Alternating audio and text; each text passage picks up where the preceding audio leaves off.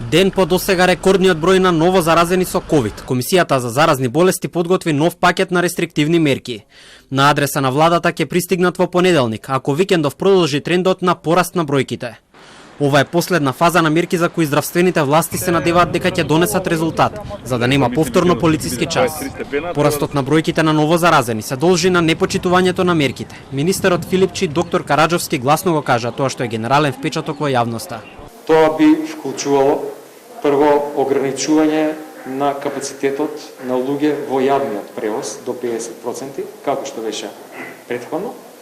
Понатаму целосна забрана за секакви настани и крај на работното време на сите економски оператори и субјекти во 23 часот.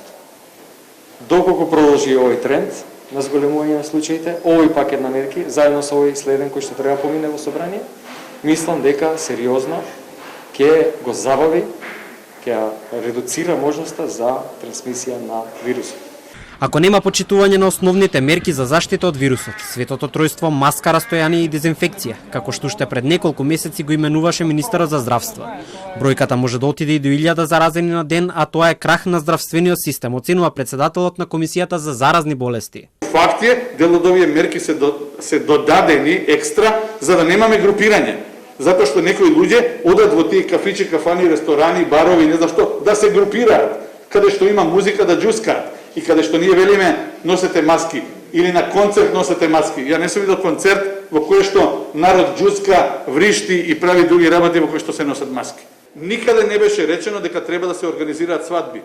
Во државава се организираат еден куп свадби, нешто што сите го знаеме, нешто што сите добиваме информации, меѓутоа со закон и со било која сила друга, нити со одлука на министерот, тоа не е дозволено. Ниту 20 болници и 500 доктори и сестри нема да не спасат од вирусот, ако и понатаму не се почитуваат мерките во целост, заклучи доктор Караџовски на пресконференцијата со министерот, по состанокот на Комисијата за заразни болести.